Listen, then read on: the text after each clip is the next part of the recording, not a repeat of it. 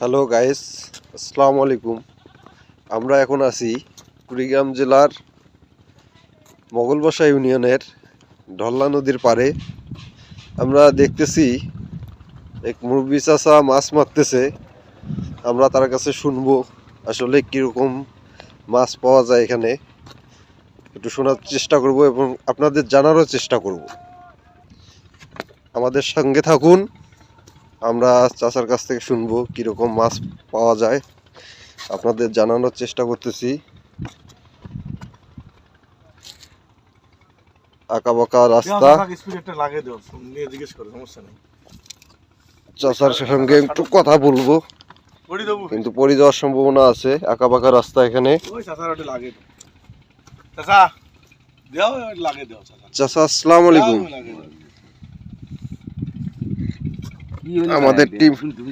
আমাদের টিম মেম্বাররা সঙ্গে আছে।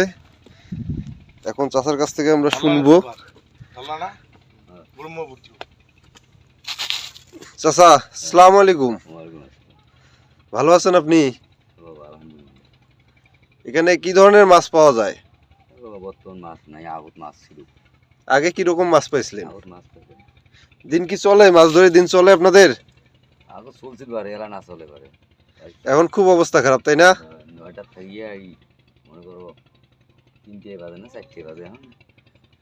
এখনো কি একটা মাছও পান নাই? কি ধরনের মাছ পাওয়া যায় এখানে?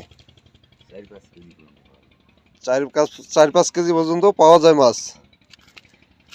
বড়শি তো মোটামুটি লাগাইছেন, 2-3টা বড়শি লাগাইছে আমরা দেখতে পাচ্তেছি। আমরা আশপাশটা একটু দেখানোর চেষ্টা করব। আঁকা বাঁকা পথ, অনেক কষ্টে নামলাম। চাচা দীর্ঘ সময় ধরে এখানে অপেক্ষা করতেছে, মাছ মারতেছে, এখনো পর্যন্ত পায়নি। আশা করা যায় যদি আল্লাহ রেজেকে রাখে তাহলে উনি পাবে। আমরাও দোয়া রাখি তার জন্যে, যেন উনি মাছ পায় এবং বড় আকারে একটা মাছ পায়।